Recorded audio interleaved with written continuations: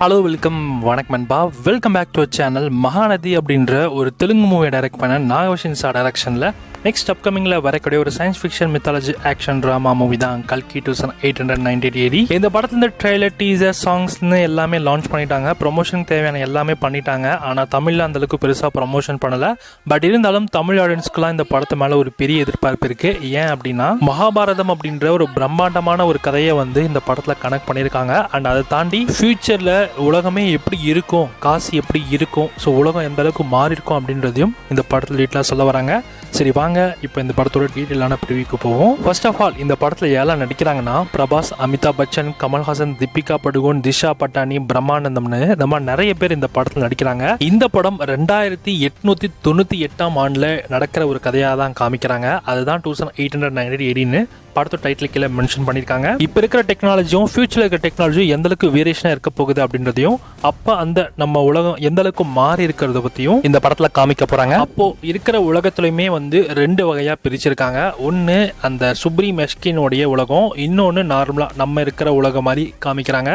So அங்கே தண்ணி இல்லாமல் எல்லாமே பஞ்சத்தில் இருக்கிற மாதிரியும், ஸோ அங்கே இருக்கிற கரன்சி பார்த்தீங்கன்னா INR கிடையாது, அதாவது இந்தியன் ரூபீஸ் கிடையாது, ஃபுல்லாமே யூனிட்ஸ் கரன்சி தான் மென்ஷன் பண்ணியிருக்காங்க. உலகத்தோட முதல் நகரம், கடைசி நகரம்னு ரெண்டு வகையாக இந்த படத்தோட ட்ரெய்லரில் மென்ஷன் பண்ணியிருப்பாங்க. முதல் நகரம்ன்றத காம்ப்ளெக்ஸ் அப்படின்ற ஒரு நகரத்தை மென்ஷன் பண்ணுறாங்க. இதில் கடைசி நகரமாக காசியை மென்ஷன் பண்ணுறாங்க. ட்ரெய்லர் டீசரில் அந்த காசி லுக்ஸ்லாம் பார்த்தீங்கன்னா, அந்த அவுட்டர் லுக்ஸ்லாம் அப்படியே ரொம்ப ஷாக்கிங்காக இருக்குது. உண்மையிலே அந்த லுக்லாம் மாறுமாடா அப்படின்ற அளவுக்கு இருக்குது. இந்த காம்ப்ளெக்ஸோடைய ஒத்துமொட்ட ஆட்சியுமே யஷ்கின் அப்படின்ற ஒரு கேரக்டர் தான் இருக்கு. அந்த யஷ்கின் கேரக்டர்ல தான் நம்ம கமல்ஹாசன் சார் நடிச்சிருக்காரு. இதுல கடைசி நகரத்துல பைரவா இருக்காரு. ஸோ பைரவா வேற ஒரு இல்லை, நம்ம பிரபாஸ் தான். பிரபாஸோட கேரக்டர் நேம் தான் இந்த படத்துல பைரவா. இந்த கதையில அஸ்வத்தாமா கேரக்டர்ல தான் நம்ம அமிதாப் பச்சன் நடிச்சிருக்காரு. மகாபாரதத்துல பாத்தீங்கன்னா அஸ்வத்தாமோட நெற்றியில ஒரு கல் இருக்கும். அந்த கல்லு தான் அவருடைய சூப்பர் பவர்ஸ். அந்த கல்ல கிருஷ்ணர் அஸ்வத்தாமட்ட இருந்து பறிச்சுட்டு கிருஷ்ணர் அஸ்வத்தாமாக்கு ஒரு பெரிய சாபத்தை கொடுக்குறாரு. அது என்ன சாபம்னா, இந்த உலகம் இருக்கிற வரைக்கும் நீ கடைசி வரைக்கும் உயிரோட தான் இருப்ப, நீ சாகவே மாட்ட, ஒவ்வொரு நாளும் நீ கஷ்டப்பட்டே இருப்பன்னு அப்பவே சாபம் கொடுத்துருப்பாரு. இந்த படத்தோட கதையில அஸ்வத்தாமாவை உயிரோட இருக்கிற மாதிரியும் காமிக்கிறாங்க. பட் ஒரு கட்டத்துல என்ன ஆகுதுன்னா, அஸ்வத்தாமா கிட்ட இருந்து அந்த கல் பறிக்கப்பட்டுச்சு இல்லையா, ஸோ அந்த கல் மறுபடியும் அந்த ஸ்டோன் நம்ம அஸ்வத்தாமாக்கு கிடைக்குது ஒரு கட்டத்தில். அப்போ அஸ்வத்தாமாக்கு புரிய வருது என்னன்னா, இந்த கல் கிடைக்குது அப்படின்னா இது ஒரு பெரிய விஷயம் நடக்க போகுது அப்படின்றத அஸ்வத்தாமா புரிஞ்சுக்கிறாரு. இப்போ சம்மேட் கேரக்டர் பார்த்தீங்கன்னா பிரெக்னெண்டா இருப்பாங்க. அவங்க வயிற்றுல ஒரு குழந்தை வளர்ந்துட்டு இருக்கும். அந்த குழந்தைய காக்கிற வேலையா தான் நம்ம அமிதாப் பச்சன் அஸ்வத்தாமா கேரக்டர்ல இருக்காரு. இப்போ அந்த குழந்தைய அழிக்க நினைக்கிறது யாரு அப்படின்னா, உலகத்தோட முதல் நகரமான காம்ப்ளெக்ஸ் ஆள்ற யஷ்கின் நம்ம கமல்ஹாசன் சார். அவரு எப்படியாச்சும் அந்த குழந்தைய அழிக்கணும் அப்படின்றதுக்காக அவர் ஒரு மெசேஜ் மேல இருந்து கீழே இருக்கிற மக்களுக்கு எல்லாமே அனுப்புறாரு. அந்த மெசேஜ் என்னன்னா, அந்த சம்மேட் கேரக்டரை யாரெல்லாம் பிடிச்சு கொடுக்குறாங்களோ அவங்களுக்கு 1 மில்லியன் யூனிட்ஸ் கொடுக்கப்படும் அப்படின்ற மாதிரி ஒரு மெசேஜ் எல்லாருக்குமே போயிருது. இப்போ பிரபாஸ்க்கும் அந்த விஷயம் தெரிய அந்த 1 மில்லியன் யூனிட்ஸ்க்காக சம் 80 எப்படியாச்சும் நம்ம யஷ்கின் கிட்ட கொடுத்துடணும் அப்படின்றதுக்காக முயற்சி பண்றாரு. நமக்கு அதோட ஹீரோ பைரவா. இப்படி ஒரு விஷயம் நடக்கிறப்ப எல்லாருக்குமே மனசுல ஒரு கேள்வி ஓடிட்டு இருக்கும், உண்மையிலே இந்த குழந்தை யாருன்னு. விஷ்ணுவுடைய தசாவதாரத்தை பத்தி நீங்க கேள்விப்பட்டிருப்பீங்க. அதுல கடைசி அவதாரமான கல்கி அவதாரம், அந்த அவதாரத்தை தான் இன்னுமே எடுக்காம வச்சிருக்காரு அப்படின்ற மாதிரி புராணங்கள்ல பேசப்படுது. விஷ்ணுவுடைய கடைசி அவதாரமான இந்த கல்கி அவதாரத்தை இந்த கலியுகத்துல தான் எடுக்க போறாரு அப்படின்ற மாதிரியும் பேசப்படுது. இப்ப நாம இருக்கிறது தான் கலியுகம். இப்ப இந்த கலியுகத்துல அவர் கல்கியாக பிறந்து இந்த கலியுகத்துல இருக்கிற எல்லா தீமையுமே ஒழிக்க போறாரு. சோ அது தீமை வேற யாரும் இல்ல, நம்ம கமல்ஹாசன் சார் தான். அவர் தான் யஷ்கின் கேரக்டர். சோ இதனாலதான் கமல்ஹாசன் சார் என்ன பண்றாருன்னா, அந்த சம்மேட்டி பெண்ணை எப்படியாச்சும் கொன்னுடணும் அப்படின்றதுக்காக பிளான் பண்றாரு. இப்போ அந்த சம்மேட்டி பெண்ணை யாரு காப்பாற்ற போறாருன்னா, பைரவாவும் அஸ்வத்தாமும் தான். பைரவா நம்ம பிரபாஸ், அஸ்வத்தாமா அமிதாப் பச்சன். இவங்க ரெண்டு பேரும் சேர்ந்து தான் கமல்ஹாசன் சாரை எதிர்க்க போறாங்க. இதுக்கப்புறம் நடந்த போர் என்ன, ஸோ இதுக்கப்புறம் அந்த குழந்தை உயிரோட பிறந்துச்சா இல்லையா அப்படின்றது தான் இந்த படத்துடைய கதையாக கொண்டு போயிருக்காங்க. ஆனால் அதை தாண்டி நிறைய சர்ப்ரைசிங்கான விஷயங்கள் இந்த படத்தில் இருக்குது. இந்த படத்தில் எக்ஸ்ட்ரா கேமியோஸும் இருக்கும் அப்படின்ற மாதிரியும் எதிர்பார்க்கப்படுது.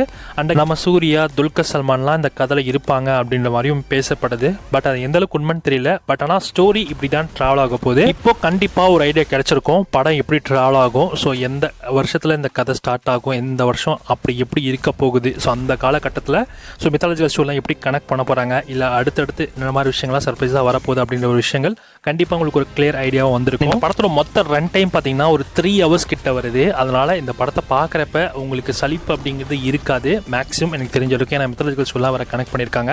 ஸோ கண்டிப்பாக விறுவிறுப்பாக தான் கொண்டு போவாங்க. பட் ஆனால் அவங்க எடுத்த உடனே இந்த ஸ்டோரியை சொல்ல மாட்டாங்க. ஸோ ஸ்டார்டிங்கில் கொஞ்சம் ஏதாவது ஒரு விஷயங்களை சொல்லிட்டு அதுக்கப்புறமா இந்த கல்கி வேர்ல்டு எப்படி இருக்கும், மக்கள்லாம் அப்படி என்ன மாதிரி விஷயங்கள்லாம் பண்ணிட்டு இருக்காங்க அப்படின்றத இந்த படத்தில் டீட்டெயிலாக காட்டுவாங்க. ஏற்கனவே வந்து புஜ்ஜி அண்ட் பைரவ் அப்படின்ற ஒரு அனிமேட்டட் சீரிஸை லான்ச் பண்ணியிருந்தாங்கல்ல.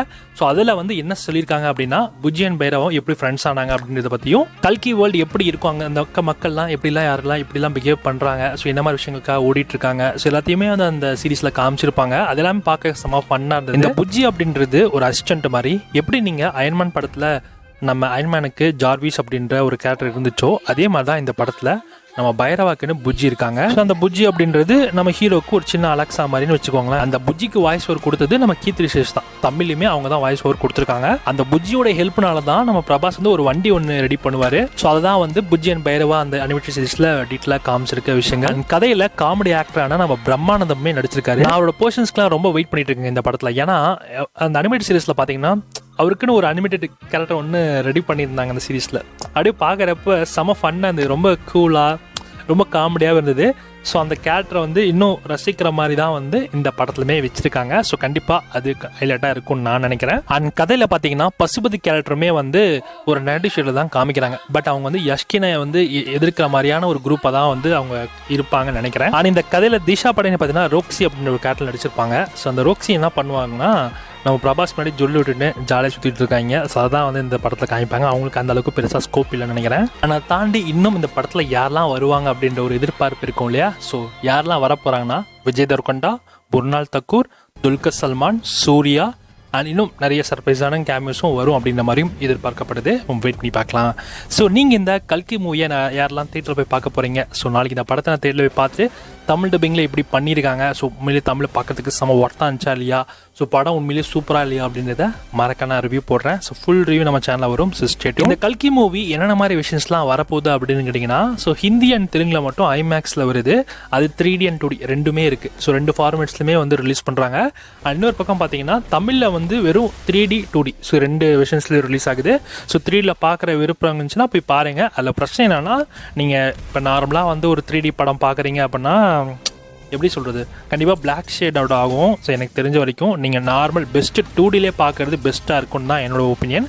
அதுக்கப்புறமா வேணால் நீங்கள் 3Dல ட்ரை பண்ணலாம். நான் அந்த படத்தை 2Dயில் தான் புக் பண்ணியிருக்கேன். ஏன்னா 2Dயில் பார்க்குறப்ப தான் விஷுவல் எஃபெக்டாக பயங்கரமாக ஃபீல் பண்ண முடியும். 3Dல ஃபீல் பண்ண வைக்க முடியும். பட் ஆனால் அந்த கலரிங் அப்படிங்கிறது ஒன்று இருக்கு இல்லையா, அது ரொம்ப டல்லான மாதிரி இருக்கும். ஸோ அதனால் 3Dலாம் நான் பார்க்க எனக்கு இன்ட்ரெஸ்டே இருக்குது. அண்ட் படத்தோட விஷுவல்ஸ் அண்ட் காட்சி அமைப்புலாம் பார்த்தீங்கன்னா ரொம்ப பிரம்மாண்டமாக இருக்குது. எதுவுமே வந்து மொக்கையாக இருக்குது அப்படின்ற மாதிரி நம்மளால் சொல்லிடவே முடியாது. அந்தளவுக்கு சூப்பராக பண்ணியிருக்காங்க. மேக்கிங் சூப்பராக இருக்குது. விஷுவலாக இந்த படம் உங்களுக்கு செம ட்ரீட்டு. அதனால இந்த படத்தை உங்களை 2Dயில் பார்க்க சொல்கிறேன். 3Dயில் பார்க்கலாம், பிளாக் அவுட் ஆகும். அதனால் யோசிச்சுக்கோங்க. அண்ட் படத்தோட பீஜுமே பார்த்தீங்கன்னா நல்லா இருக்குது. ஃபஸ்ட்டு ஸ்டார்டிங்கில் ஒரு மாதிரி தான் இருந்தது. பட் ஆனால் போக போக பார்த்தீங்கன்னா ரொம்ப சூப்பராக இருந்துச்சு. அந்த கதைக்கு ஏற்ற மாதிரியான பீஜம் தான் நம்ம சந்தோஷ் நாராயண் சார் போட்டிருக்கோம். Book 2D. ஸோ கண்டிப்பாக நாளைக்கு இந்த படத்தை போய் பார்த்துட்டு படம் எப்படி இருக்குன்றதை ரிவ்யூ பண்ணுறேன். ஸோ நீங்கள் இந்த கல்கி மூவிக்கு யாரெல்லாம் வெயிட் பண்ணிட்டு இருக்கீங்க, அண்ட் இந்த கல்கி மூவியில் நீங்கள் கண்டுபிடிச்ச விஷயங்கள் என்னென்ன, ஸோ இதெல்லாம் பார்க்க நீங்கள் வெயிட் பண்ணிட்டு இருக்கீங்க அப்படின்றத எல்லாமே டீட்டெயிலாக ஷேர் பண்ணுங்கள். கமெண்ட்ஸில் நான் பார்த்து தெரிஞ்சுக்கிறேன். சாலன்பா இந்த மாதிரி நிறைய மூவி அப்டேட்ஸ், நிறைய மூவி ரிவ்யூஸ் அண்ட் நிறைய அப்கமிங்கில் வரக்கூடிய மூவி அப்டேட்ஸ்லாம் நீங்கள் தெரிஞ்சுக்கணும் அப்படின்னா மறக்காமல் SRS சப்ஸ்கிரைப் பண்ணிக்கோங்க. இது நம்மளோட பழைய சேனல். ஸோ இதில் தான் எல்லா ரிவ்யூஸுமே வரப்போகுது. So stay tune.